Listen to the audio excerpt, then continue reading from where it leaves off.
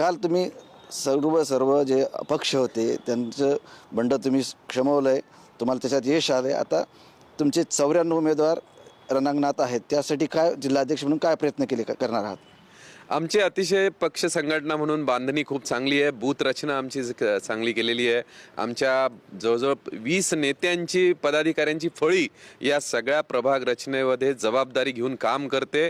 प्रत्येक आमचा नेता जो आहे तर त्यांनी एक एक प्रभाग आपली पालक म्हणून त्यांनी स्वीकारलेला आहे आणि त्या प्रभागामधलं मायक्रो प्लॅनिंग अगदी आम्ही नागरिकाच्या घरापर्यंत जाण्याचं प्लॅनिंग म्हणजे कुठलाही शोषा नाही, जाहिराती नाही, पैशाची उधळपट्टी नाही, पण सामान्य नागरिकाची भेट घेणं, सामान्य नागरिकाला भारतीय जनता पार्टीने केलेली कामं पोहोचवणं, माननीय मुख्यमंत्री देवाभाऊंनी केलेली कामं पोहोचवणं आणि पुढे त्यांच्या रोजच्या समस्या दूर करण्याकरताचा एक प्लॅन त्यांच्यासमोर देणं, याचं काम आम्ही अतिशय रचनाबद्ध तयार ठेवलेलं आहे आणि कालपासून आम्ही त्याची सुरुवात केली आहे. नक्कीच भाजपचं जे प्लॅनिंग असतं या संदर्भात इतर पक्षही सांगतात की त्यांचं प्लॅनिंग चांगलं असतं.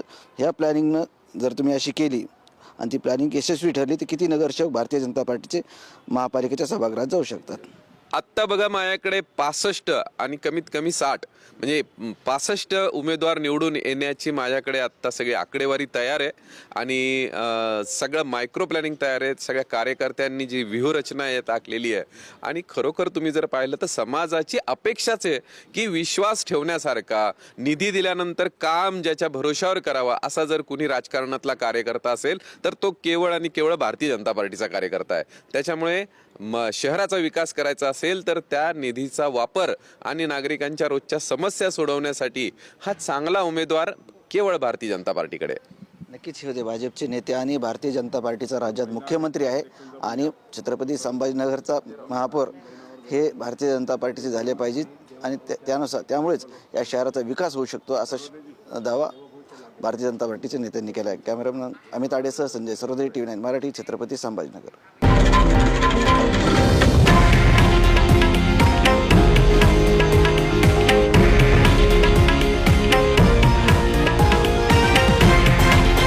हे आहे देशातील नंबर 1 न्यूज नेटवर्क आणि आपण पाहत आहात TV9 मराठी, एकमेव.